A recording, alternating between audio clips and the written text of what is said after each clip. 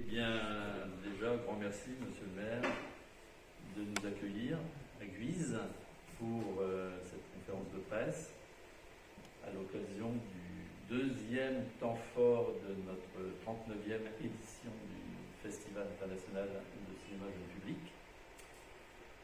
C'est une année encore particulière puisque on a dû décomposer notre festival, notre manifestation annuelle en deux temps. Au printemps, on était autorisé à intervenir dans les établissements scolaires, donc c'est ce qu'on a fait, avec notamment un certain nombre d'ateliers et les compétitions.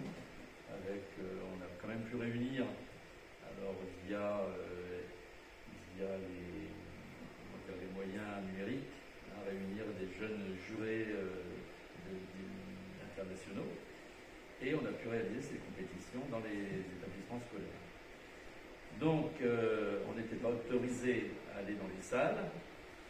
Maintenant, nous le sommes, heureusement, et nous lançons donc les Lumières d'automne, qui sont le deuxième temps de ce festival de la 39e édition. Je laisserai tout à l'heure notre directrice artistique détailler le programme de la semaine du 20 au 27 octobre, avec, vous le verrez, un certain nombre de surprises, d'événements, de films en avant-première, de films panorama, mais également une soirée d'une part au conservatoire de Laon, de musique et de danse, avec un spectacle très intéressant qui mêle la danse et le cinéma, et puis une soirée aussi au château fort de Guise. Et en fait, la conclusion sera la grande journée des enfants, qui se tiendra, comme on le fait habituellement, au Familistère de Guise. Donc là, on réunira aussi un certain nombre d'ateliers, d'intervenants, pour montrer aux enfants toutes les possibilités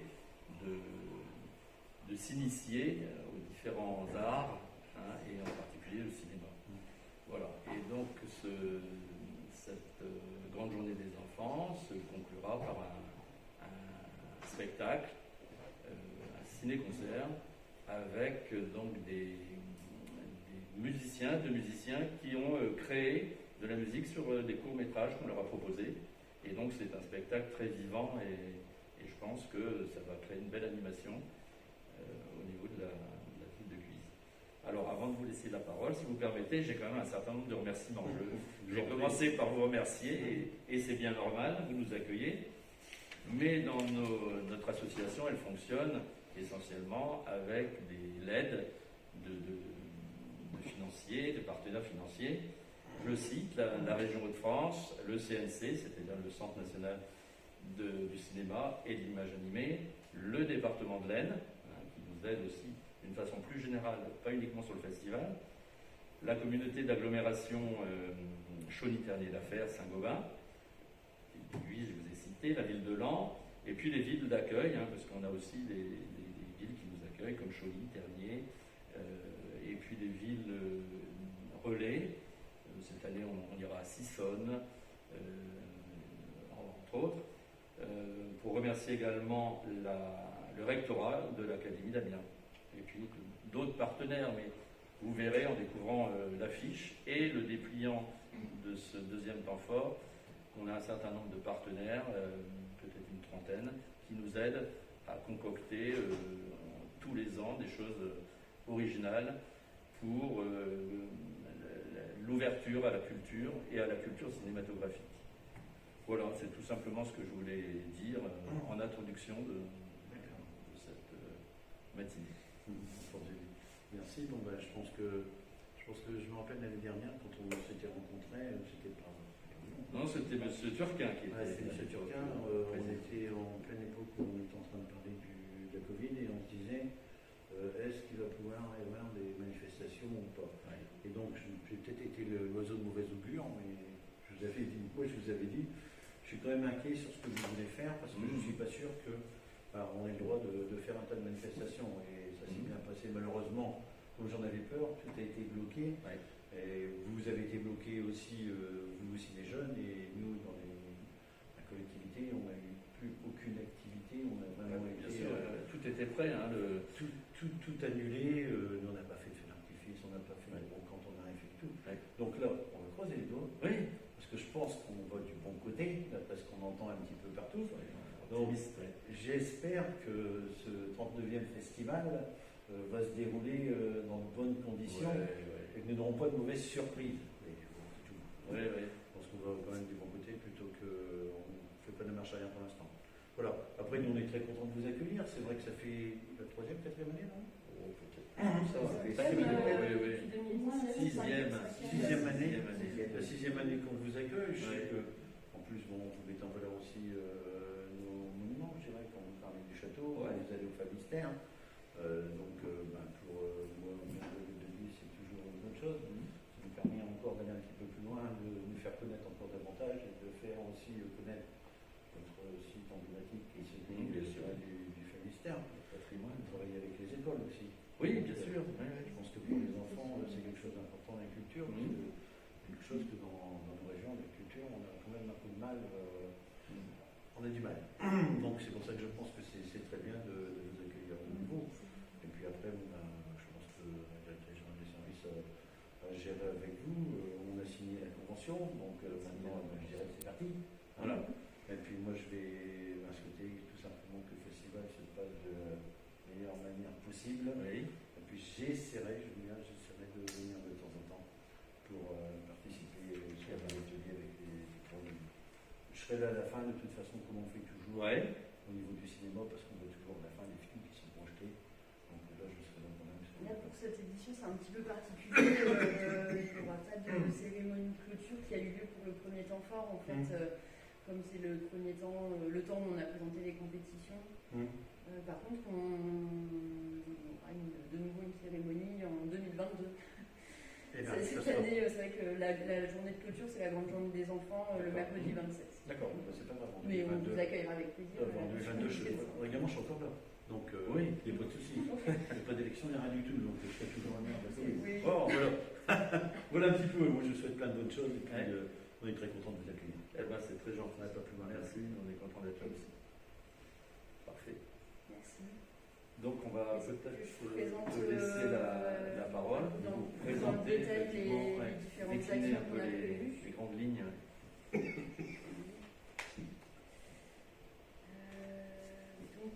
Je reviens juste sur les dates qu'on a choisies. Donc c'est du 20 au 27 octobre, du mercredi 20 au mercredi 27.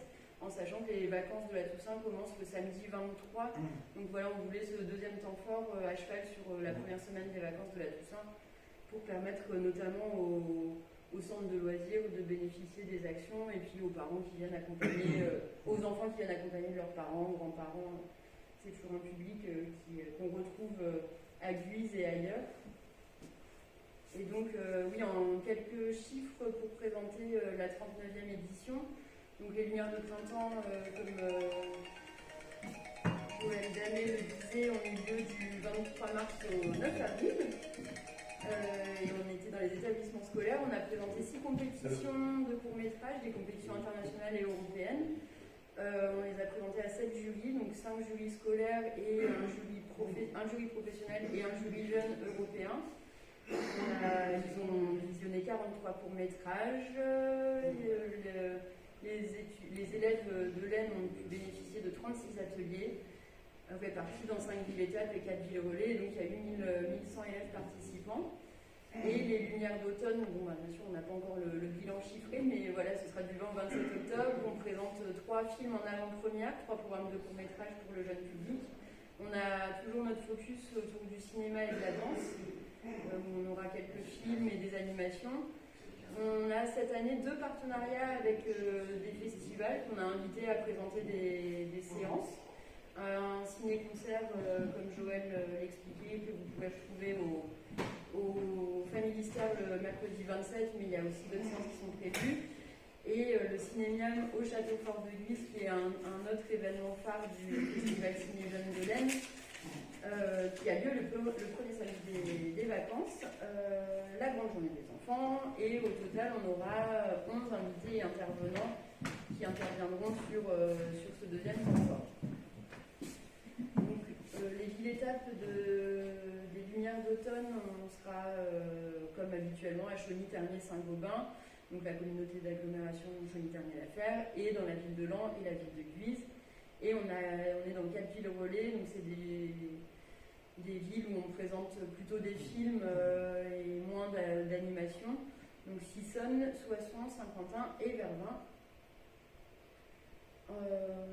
Rapidement pour vous présenter les événements et ateliers, il y aura un atelier qui s'intitule Tableau magique, qui est à retrouver en ouverture du festival le mercredi 20 à 15h à la médiathèque de Montreuil. C'est un atelier qui part du court-métrage La grande histoire d'un petit trait, et la danseuse et intervenante décline le petit trait sous forme d'expression corporelle avec les enfants, et ensuite par la réalisation d'un petit court-métrage d'animation à partir de ce petit trait, ce petit fil rouge qu'elle tisse tout au long de son atelier. C'est aussi la danseuse qu'on peut retrouver le vendredi 22 octobre au Conservatoire de Laon à 19h pour un spectacle ciné-danse numérique, donc qui mêle à la fois la projection de ce court-métrage La grande histoire d'un petit trait, et ensuite à nouveau elle décline ce petit trait, mais là sous forme d'un spectacle dansé avec un écran sur lequel il y a un jeu qui se crée avec ce petit trait. Donc c'est le vendredi 22 à 19h, c'est ouvert à tous à partir de 5 ans, et c'est une séance qui est gratuite. Un ciné-concert qu'on a créé en 2019, qu'on a intitulé Métamorphose terrestre, avec deux compositeurs et musiciens axonais, Sébastien Wagner et Dany Chavarria. Donc c'est un ciné-concert avec des thématiques, des courts-métrages ont des thématiques liées à l'environnement et à la nature. Et ça dure une quarantaine de minutes. Il y a 5 courts-métrages qui sont présentés. On a proposé plusieurs séances, donc à la Maison des Arts et Loisirs, la Malle à Laon, le samedi 23 pour démarrer les vacances en matinée. Au Cinéma Lumière le lundi 25, le Cinéma Lumière de Chauny, pardon. Au Cinéma L'Ermitage, là c'est en soirée, donc à Saint-Gobain, le mardi 26. Et donc pour clôturer, au Théâtre du Familistère à Guise, le mercredi 27, dans le cadre de la Grande Journée des Enfants. Et également pour démarrer les vacances scolaires, on propose un cinémiam au Château Fort de Guise. Un cinémiam, c'est en fait, on accueille les spectateurs avec un bol de soupe et ils entrent dans l'enceinte du Château Fort pour se réchauffer et ensuite pour voir un programme de court-métrage autour de la danse. Et en amont de cette projection, il y a un solo de danse par une autre danseuse, Maria Évrard, qui présente donc ce spectacle qu'elle a créé pendant le confinement et où elle, je pense qu'elle parle de cette situation et on voit ce personnage qui évolue et qui laisse une trace poétique après la danse. Donc ça, ce sera dans l'enceinte du Château Fort de Guise. Comme je vous disais, on a des festivals qui viennent présenter des séances. Donc le festival Côté Court de Pantin en Seine-Saint-Denis, qui est un festival de court-métrage, ils nous proposent un programme de court-métrage qu'ils ont présenté dans leur précédente édition du festival. Et l'une des réalisatrices sera invitée, la réalisatrice d'un des courts-métrages sera présente pour échanger avec le public. Ce sera à Termier, à la médiathèque L'Oiseau Lyre, mardi 26 à 15h. C'est un partenariat tout récent vraiment pour cette année qui aurait dû avoir lieu d'ailleurs en mars, mais bien sûr ça a été reporté puisque les médiathèques étaient fermées.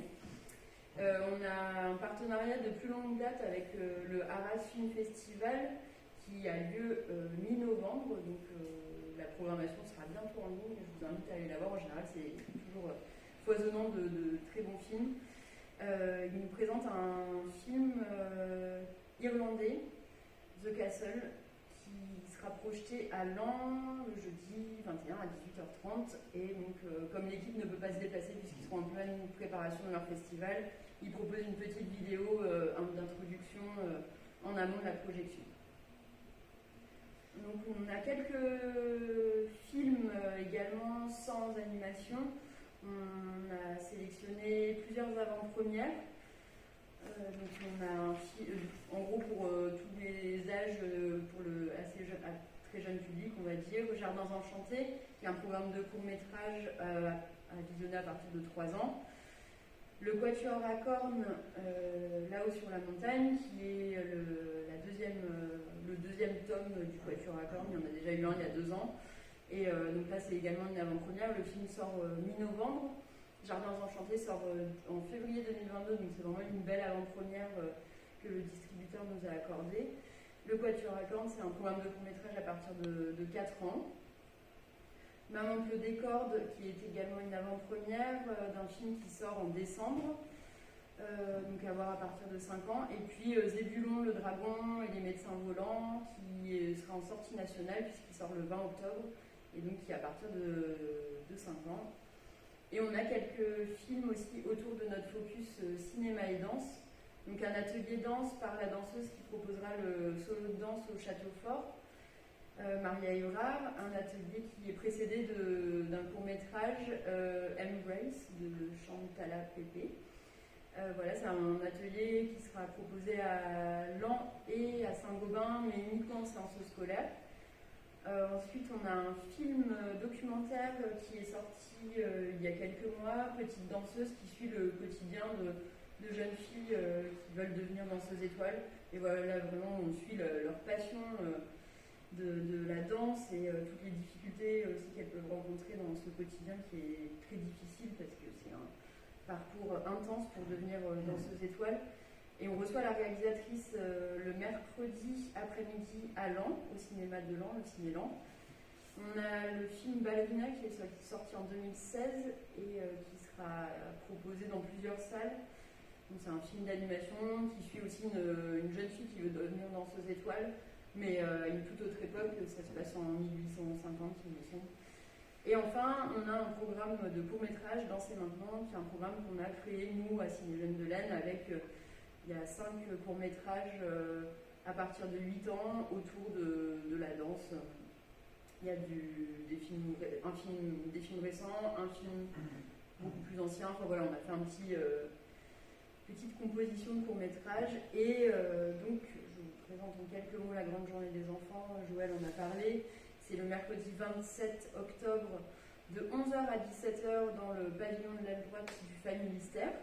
Donc on aura plusieurs intervenants qui proposeront des ateliers autour de l'image, que ce soit l'image animée ou non animée, puisqu'il y aura par exemple un atelier de gravure pour s'initier à la gravure, un atelier jouet optique pour comprendre les principes du cinéma et de l'image animée. On retrouvera aussi Céline Ravenel, qui est la danseuse qui propose le ciné-danse numérique, qui viendra proposer un atelier de stop motion.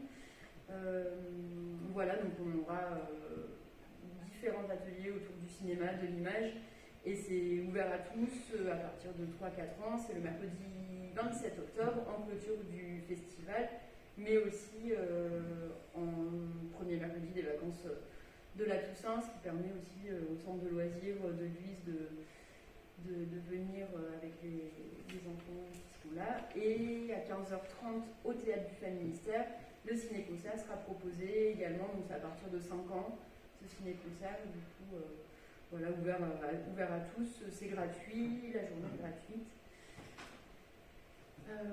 Bon, bah voilà, les invités et intervenants de cette édition, je vais peut-être pas tous les présenter, mais le mieux c'est de venir les rencontrer sur les différentes séances.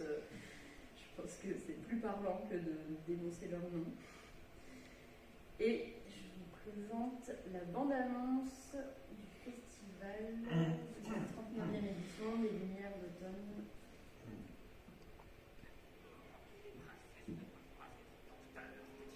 Tu peux le faire. Et ben faut le faire.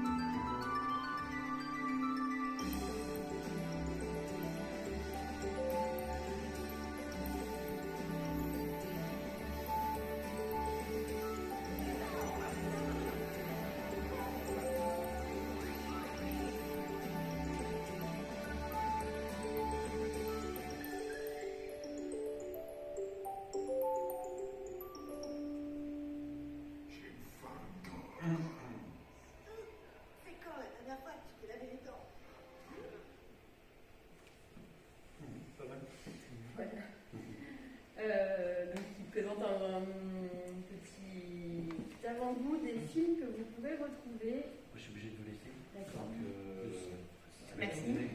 voilà. À bientôt. Si, On a quasiment fini. voilà, très bien. Merci. Merci. À bientôt. Et j'avais juste un dernier carton pour présenter la 40e édition qui aura lieu du 22 mars au 15 avril 2022 dans les villes habituelles du festival. Et voilà l'affiche en avant-première. Et voilà, on espère vous retrouver nombreux sur les séances des Lumières d'automne du 39e Festival Ciné Jeunes de l'Aisne. Du 20 au 27 octobre.